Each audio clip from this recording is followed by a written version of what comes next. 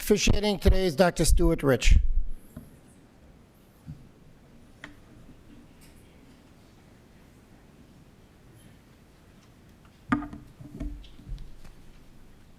Thank you. Welcome. I am not a rabbi. Bruce and I are lifelong friends, and he's asked me to officiate today, so this won't be easy for me, so please bear with me. I do want to make a statement about the mask wearing.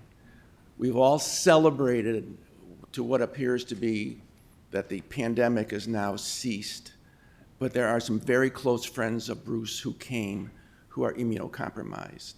And so out of respect for them, please, if you're coming up to speak, take your mask off, but otherwise we ask that you keep it on. We will begin with the traditional reciting of the 23rd Psalm. The Lord is my shepherd, I shall not want. He maketh me to lie down in green pastures. He leadeth me beside the still waters. He restoreth my soul. He leadeth me in the paths of righteousness for his name's sake. Yea, though I walk through the valley of the shadow of death, I will fear no evil. With me, thy rod and thy staff, they comfort. Thou art preparest a table before me in the presence of mine enemies. Thou anointest my head with oil, my cuppeth runneth over. Surely goodness and mercy shall follow me all of the days of my life, and I will dwell in the house of the Lord forever.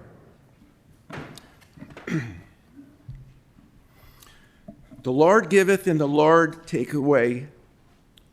Praise be the name of the Lord our God. This is the famous quote from the book of Job. Bruce and I were talking about Job last week, and for those who may not be familiar with the story, I would like to provide you with a brief review. Job was a wealthy landowner with a grand house and 7 happy children. He was also a very righteous man.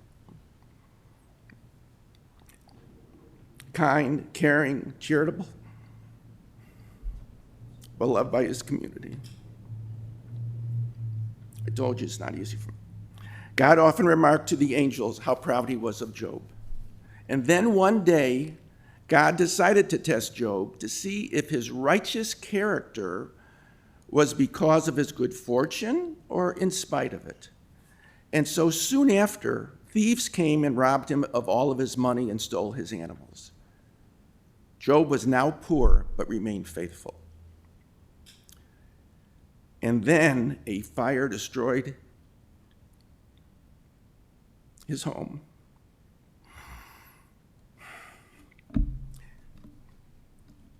And with it,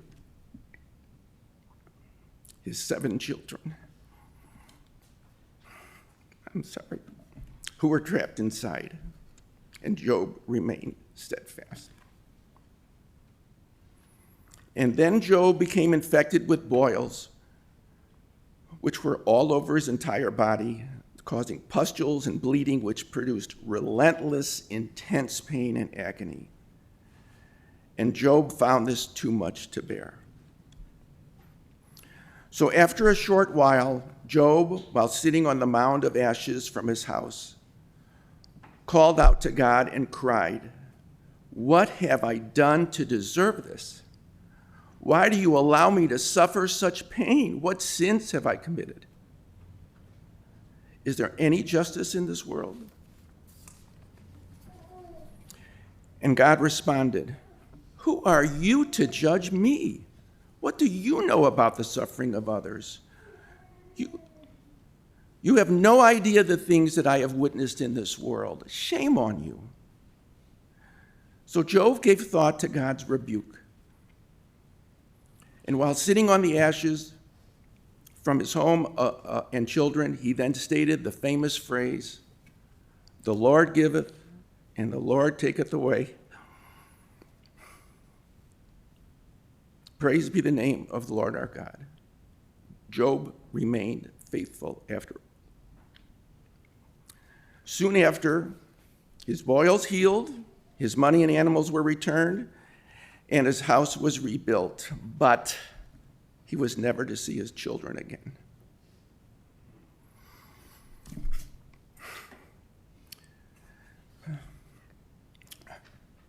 No one knows who wrote the book of Job, or when it was written, or even why it was written, but I believe the book of Job is the story of the Jewish people written for the Jewish people. We have been a beacon of light for the world. We are incredibly charitable and contribute to the health and welfare of all people. We remain devoted servants of truth, justice, and liberty. But in spite of this, we have suffered enormously for reasons that we cannot understand throughout the centuries. We have lost endless numbers of our loved ones, including our children.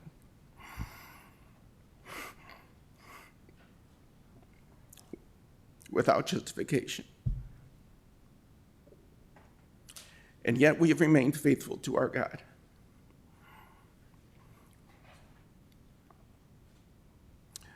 So it was then with Job, and so it is today.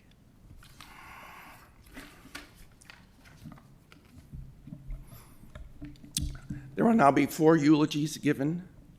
They will be Michelle Carano, Michael Cooperman, Andrea Rich, and then Bruce Levine. Michelle, you can start.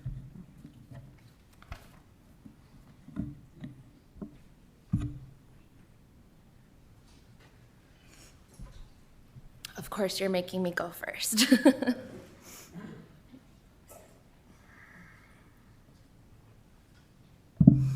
Hi, thank you all for being here. I've noticed over the last few days the strong network of people that love Molly. Bruce, I love you.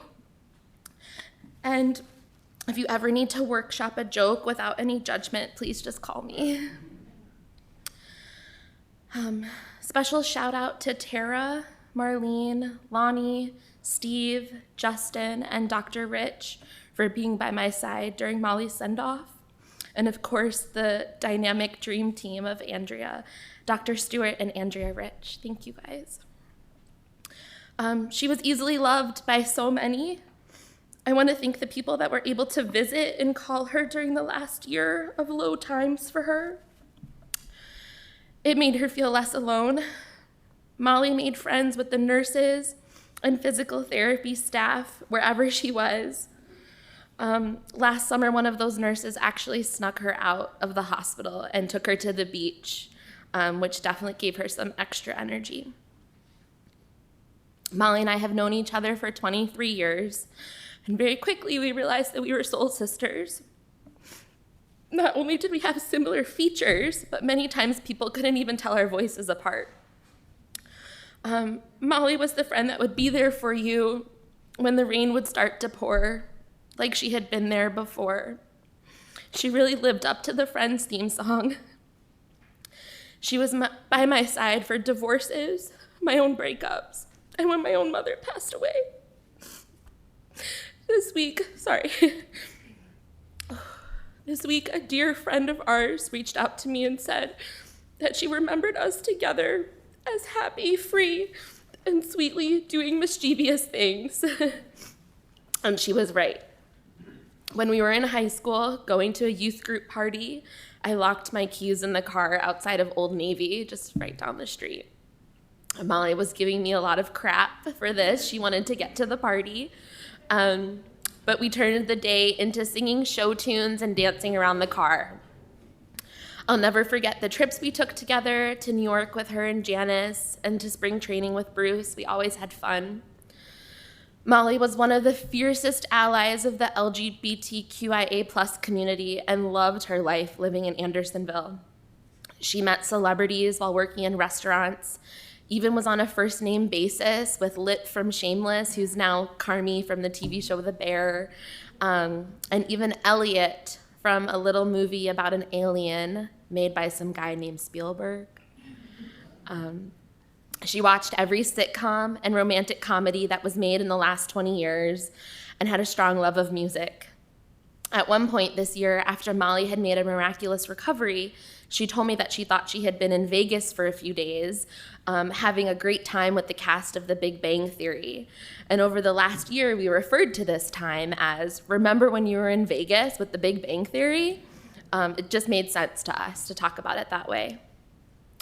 I know that we all will miss her so much, but I like to think that she is now somewhere enjoying a cup of coffee in Central Perk, browsing the records at Empire Records, driving on a big 1970s bus with the band and Almost Famous, running down the high school hallways on a Saturday morning detention, spending a night reluctantly at the Rose Hotel in Schitt's Creek, and of course in the Alphabet City of New York, surrounded by artists and all types of people, singing about jumping over the moon and living a life of bohemia, and of course complaining about rent.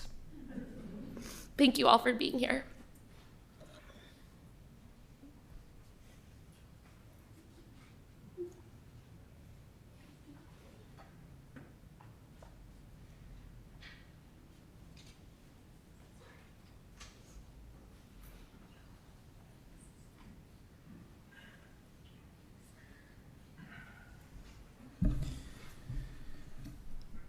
Well, thanks, Michelle. I had the over/under on Friends references at 3.5, so we're going to get pretty close to that right now. I'm Michael Cooperman. I'm Molly's cousin from California. The cousins from California really do exist. We're here. I was elected spokesperson for the Cooperman side of the family, the cousins, and I like to think of it as I was selected as favorite cousin, but of course Stephen doesn't like to speak, so I ended up here by default. So thank you for that. I want to start with just a few acknowledgments that Michelle mentioned. My Uncle Bruce, who has had the last 18 months, I think has been a challenge nobody would like to go through, and with my Aunt Janice and with Molly, and I know we would have liked to be here more for obvious reasons. Travel was a challenge, and we really thank you from the bottom of our hearts for taking care of them and the love and support that you gave, which was just, you couldn't ask for more. The Rich family hi, Michael, it's great to see you. We've heard so much about them. I feel like I've known them forever, and just the love and support that you gave to the family has been incredible, and we thank you for that. And then Stephen and Suzanne and Barry, who have been there but by Molly's side so often when we couldn't, and we really, really appreciate you being there. I feel like you all have been our representatives, and we appreciate that. I asked, we got together last night, and I asked everybody if they could give me a story, one quick story. It's so hard to sum somebody's life up in a single story, but that was the challenge that I gave to our family, and everybody was able to very quickly come up with something. My Uncle Barry, who shared when Molly was a young teenager, and he bought her first laptop. But she couldn't figure out how to get on the internet. He had to go over and troubleshoot, only to realize she had plugged one end of the phone cord into the laptop, but didn't plug the other end in. A few early technology challenges. I'm hearing the AOL buzz in my ear right now. Stephen, who shared Molly's Starbucks order, which I'm going to read verbatim, and this might take us to the end of the service. The Grande Iced Caramel Frappuccino Venti in a Venti cup with extra whip, extra caramel, and almond milk. Ironic, the almond milk and the extra whip. It's great. My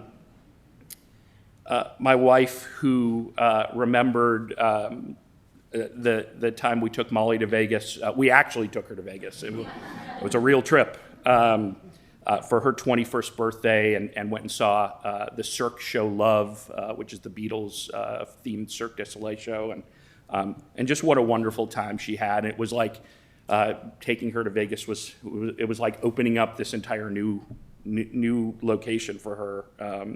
And my wife's cousin Jeff, who I know she had a very special bond with, and he's in Australia or Bali right now. Couldn't make the trip back, but I asked my brother for his memory, and Molly used to come out for Thanksgivings to San Diego, which if you've not experienced a Thanksgiving in San Diego, it involves barbecue and shorts, so it's pretty incredible, and we'll always remember Molly and Janice coming out for Thanksgiving and joining us for that special time with my brother's family hosting 40 people, including all our families and our kids, who just loved Molly to death. My sister's husband, Adi, who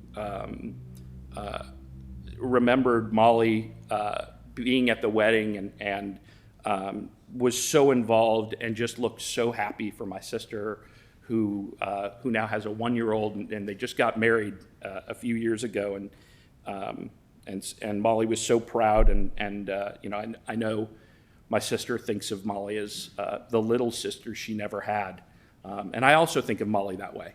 So that's a joke because she's my sister, and Molly's like the sister I never had. Damn, Michelle, if we could workshop that later, that would be great. I asked my folks who, for health reasons, couldn't be here, and my dad shared a funny story of when Molly was a teenager, and she came out for a visit, and they took her to 3rd Street in Santa Monica, and they went to a deli there that's no longer there, and she ordered a salami sandwich with mayo on white bread, at which time he questioned her parentage.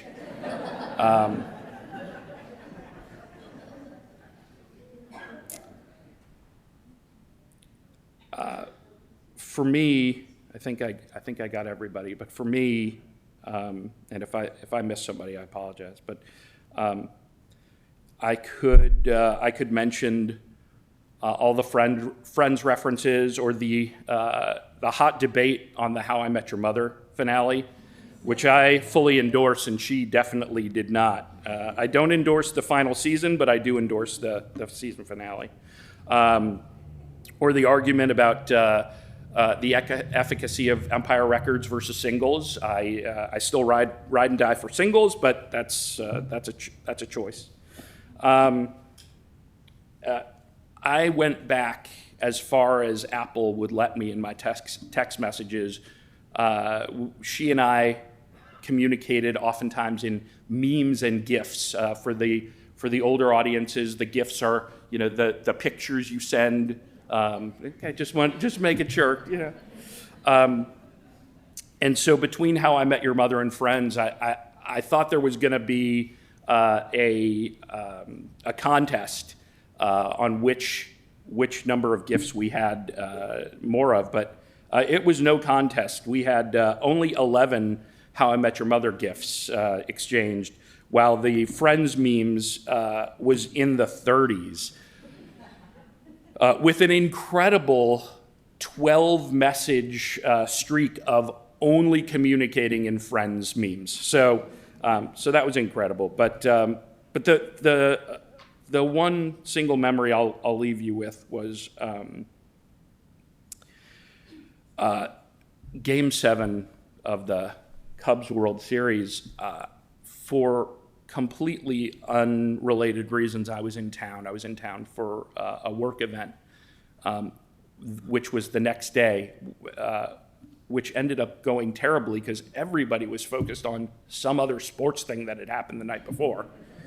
But I was in town for the Cubs winning the World Series, which by incredible dumb luck, and I got to spend that in Andersonville with Molly.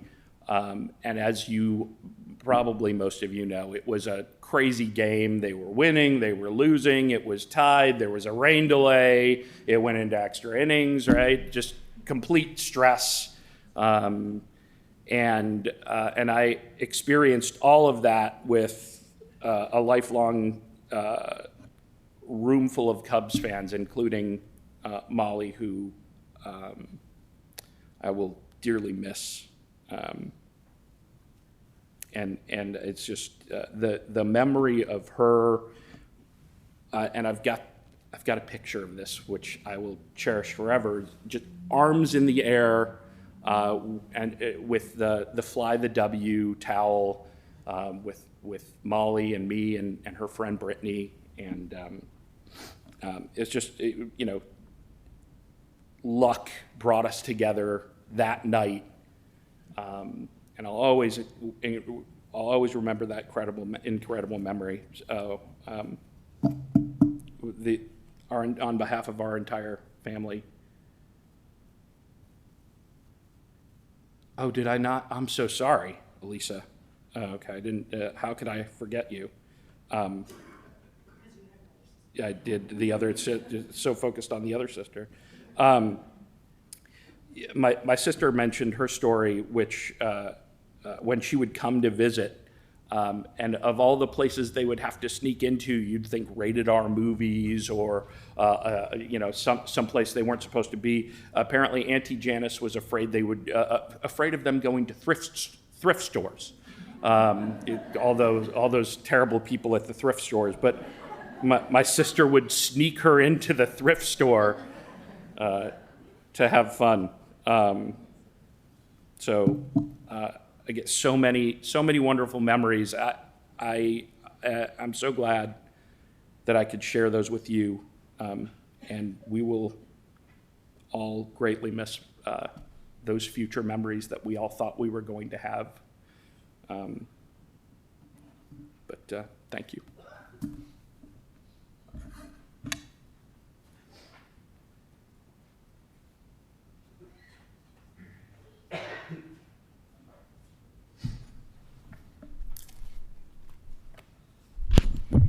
Michael, that was great. It just reminded me of all Molly's visits to California, how much she loved being with you, how for a short while she was planning to move to California. And I guess it didn't happen, but that's how much she loves you guys and her family, the extended family. Michelle and Marlene, we've bonded over these months, and now I have 2 new besties, and we'll keep it going. Stu, you did okay. He's a crier. Bruce, thank you for entrusting me to share a few words about your most precious daughter, who you fought for with every fiber of your being for a lifetime. Not just these last number of months. I cannot believe I'm standing here only a few months after so many of us saw Molly bravely giving a eulogy for her mom. Just one day after being released from the hospital herself. She was composed, on point, and even witty, offering some humor on an otherwise very sad day. But that was Molly. Molly was everything. Smart, sensitive, selfless, insightful, thoughtful, kind, generous, bright, beautiful, inside and out, and such a cool person. And this wasn't just some list. She was all of these things.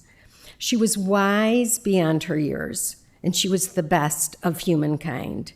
If you were to peruse Molly's Facebook page, you would see picture by picture just a smidge of what she stood for.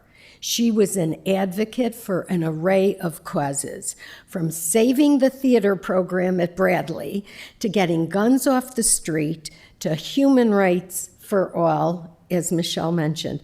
She challenged inequities, made you think, and fought for what she thought was right.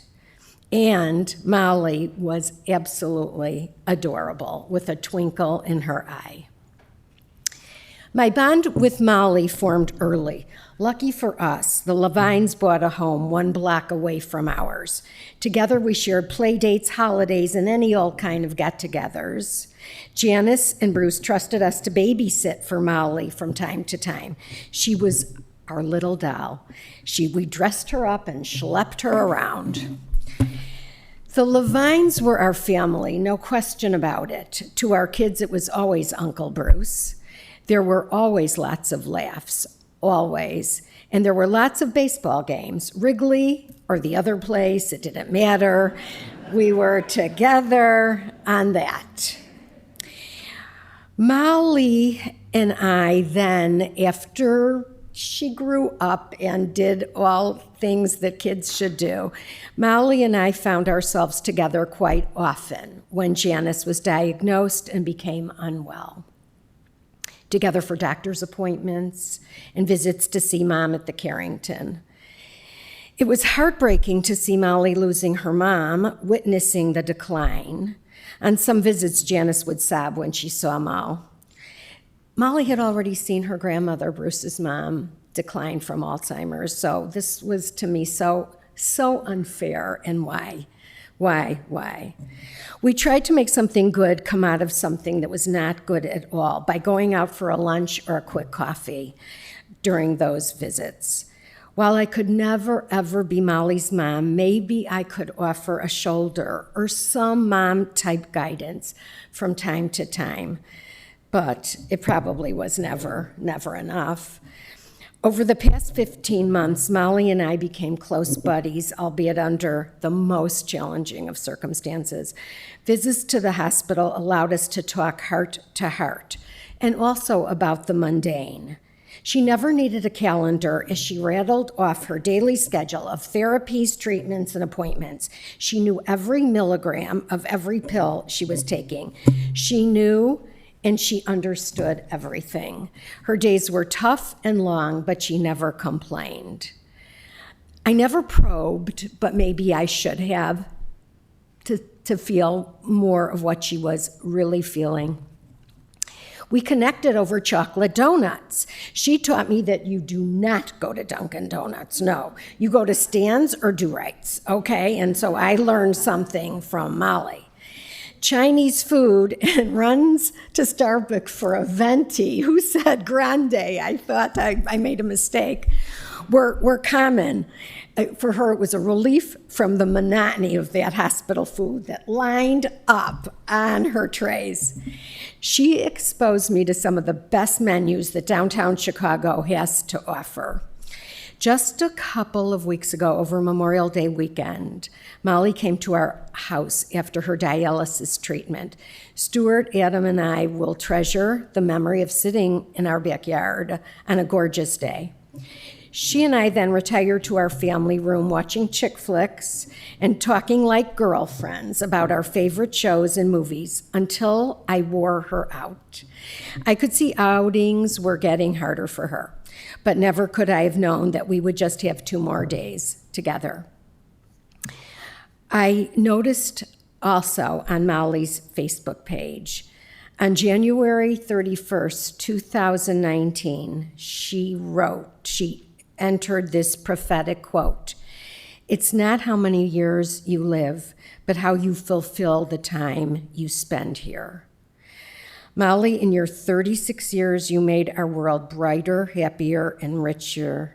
Thank you for that, Mal. You will not be forgotten.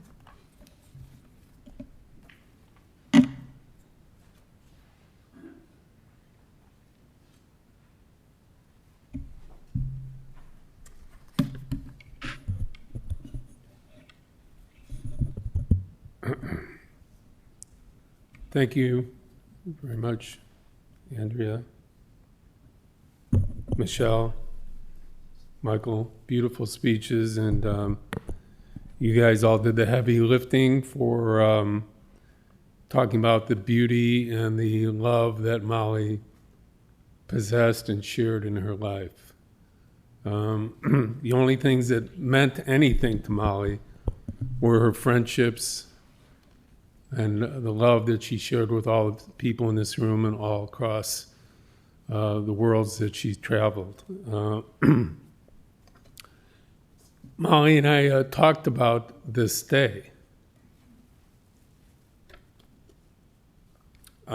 because she never really felt she was going to live much longer.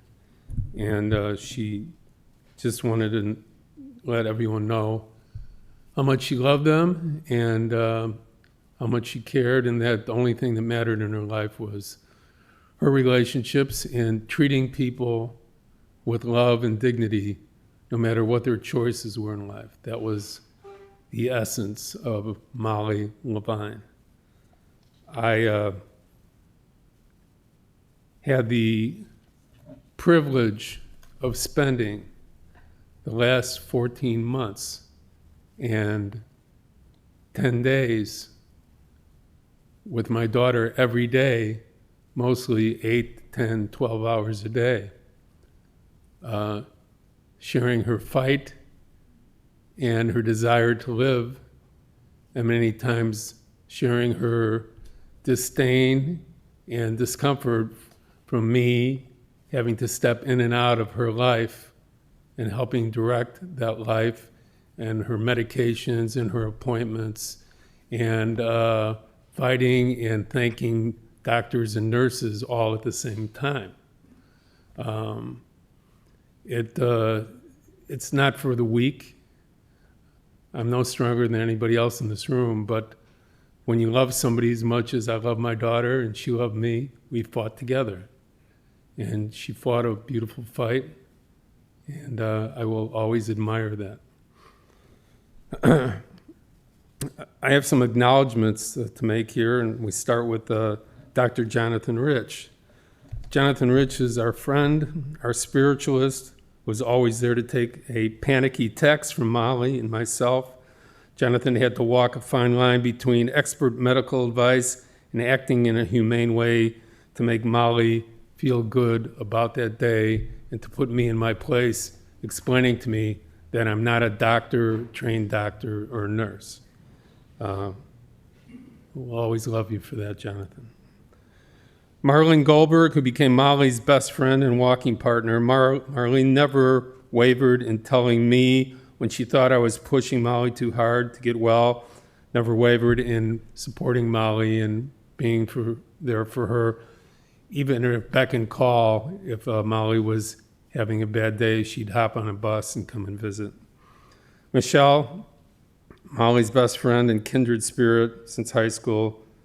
You were always there for Molly. She will always be there for you in spirit the rest of your life as well.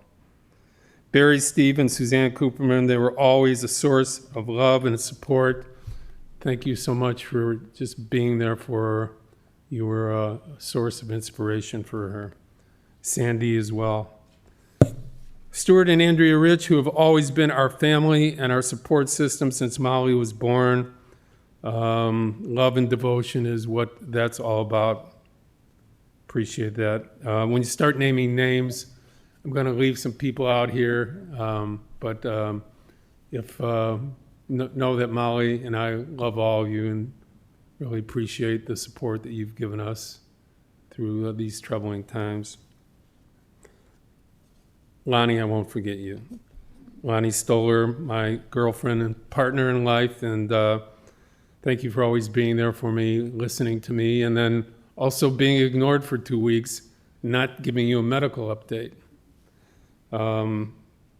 Cousin Vicky Cornick as well, my cousin Mark Goldberg, Molly's boyfriend Justin, the wonderful Steve Appel as well, the great doctors, nurses of Northwestern and University of Chicago, Shirley Ryan Rehab, who fought to keep Molly going and who fought with me on a daily basis to explain her care. On a personal note, I want to thank my bosses at Marquee Sports Network and WSCR Radio, Mike McCarthy and Mitch Rosen. They supported my advocacy for Molly above my man hours at work. My colleagues at both Marquee and The Score were my friends and stuck with me all the way, gave me great support. I want to thank you so much for being there for us. My friends at the White Sox, Cubs, and Bulls who helped me with support and kindness throughout Molly's 14 months of the illness. My friends Jesse Rogers, David Schuster, and Cheryl Ray Stout, who were there to do my work for me when I couldn't do it. And they helped me stay viable. Thank you. Love you all so much.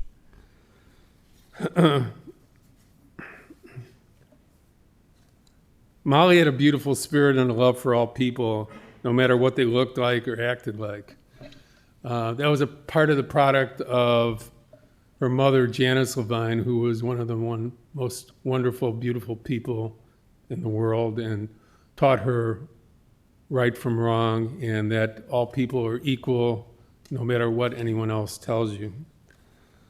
Molly was known as the mayor of Andersonville, spreading friendship and joy throughout her trips down Clark Street. She knew everybody knew her, and it was just her love of people that kept her going. Molly traveled the world with her mother to Israel, England, Paris, Poland, Alaska. Their love of theater and film was a beautiful bond between them. And they always looked at me as an outsider because I never understood their love for musicals. I still don't understand why anybody would watch a musical, okay? You have this tremendous acting and drama going on, and all of a sudden, they break into tune and start singing and dancing. Someone will have to explain that to me. And Molly always laughed, and when she'd go, "Dad, you have to watch Rent with me. Dad, we have to go to the play. We have to see Wicked for the 30th time." That was the essence of Molly. And as much as she loved me, she just did not understand me and always said that I was from a different planet. And guess what? She was right. With me, it was Molly and me going to restaurants, talking sports. She hated the designated hitter. She said, if you can't play the game totally, you shouldn't be out there. She told me that the ghost runner ruined the game of baseball. She said that if you go to second base and you haven't earned your way to second base to try to end a baseball game, it's not baseball anymore. So she hated that. Molly, with good fortune of my job, was at 3 different Bulls championships, White Sox championship, Cubs championship. She reveled in discussing, ownership of the White Sox and Cubs and why they made decisions. It was a fun debate all the time. I took Molly to a Bulls practice in 1995. She was, I think, 7 years old, or maybe 8. And she told one of my colleagues an off-color joke that I taught her.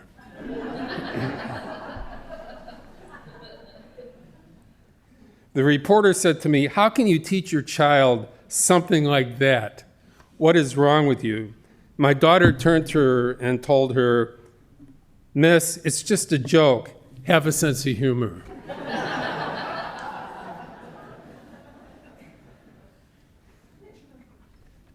Molly, like only half of a 3%, loved the Three Stooges, okay? She was taught the right way. And Mo was her favorite. And one of her favorite expressions was,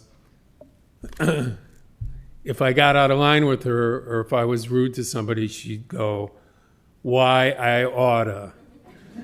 And that was Mo's favorite expression for before he smacked somebody or poked him in the eyes. Slapstick humor was something Molly loved. I guess, she inherited that well. Most people, or women for sure, do not understand slapstick humor. Molly and I loved roller coasters, and we had a special 3-day trip to Ohio with our loving friend Betsy to go to Kings Point, and which is nothing but 15 of the best roller coasters in the world. And that's all we did for 3 days on that trip. It was one of our greatest moments together. Molly told me at one point during the speech that I should shut up. She said, "Dad, people are getting hungry. They have other schedules that they're going to meet. You're going to lose your audience, okay?" And, I've hit that point. I will share this. 3 weeks ago, I'll try not to lose it here. 3 weeks ago, Molly and I were always having constant battles about, you got to keep getting stronger, you got to do your walking, you got to lift your weights, stretching. And I said, "Molly, you can't give up. Okay, don't give up." She says, "Give up?" I said, "Don't talk to me about giving up." She said, "You're the one that's given up." I said, "Well, what are you talking about?" Well, she said, "Well, during COVID, when everybody hid from everybody else, you never came out of it. You continued to stay at home. You ignored your girlfriend, Lonnie. You didn't come out. You stopped seeing your friends. You only went to work and back. You would wear masks after people stopped wearing masks." And she knew I had an immune system deficiency. She knew I was prone to getting upper respiratory infections, which my doctor said could kill me if I got COVID. But she said, "Dad," she said, "you're the one that's afraid to move on, not me. So do me a favor. Stop spending 24 hours a day worrying about me and move on with your life. And Molly, I love you, and without you it's going to be hard, but that's what I plan on doing in your honor. Thank you."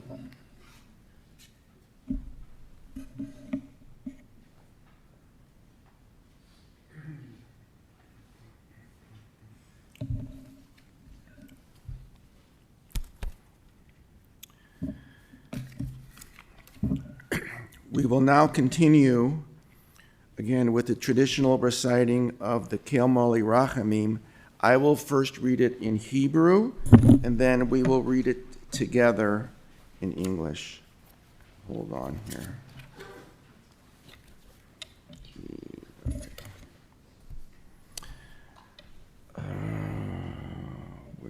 Here we go. El Mole Rachamim, Shochim Bamorim, Hamsa Menucha Nechuna, Al Kanfe Hashechina Bamalos Kadoshim Udahorim, Kazo Harakia, Hazarim, Emalia Rachel Bas Binyamim, Shalchal Olamo Ba'arvor Yitain Tzedakah Ba'ad Hatzkara Nishama, Bagain Aiden, Tehei, Menuchasa, Lachain Baal Rachamim, Yastireha, Beseser Kanon Fav, Leolamim, Yitzor, Betzor, Chachayim, Es Nishmasa, Adonai, Hu Nachlasa, Besan Nuach, Beshalom, Al Mashkava, Benoimar, Amen. O God, full of compassion, thou who dwellest on high, grant perfect rest beneath the sheltering wings of thy presence, among the holy and pure who shine as the brightness of the firmament unto the soul of Mali Rachel Levine. Lord of mercy, bring her under the cover of thy wings, and let her soul be bound up in the bond of eternal life, be God's possession, and may her repose be peace. Amen. I think, Simcha, you're taking over from here. Thank you.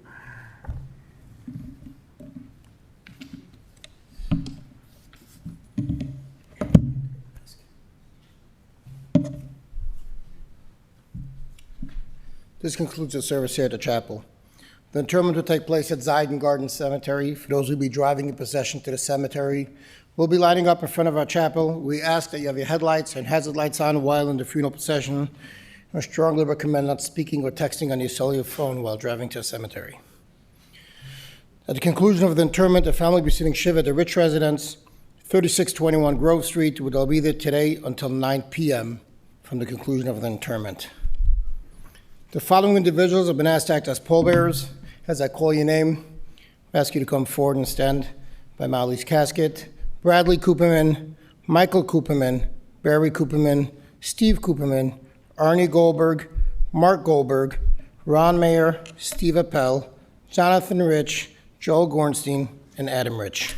If we can all rise as we escort the casket from the chapel, we ask the pallbearers to please come forward.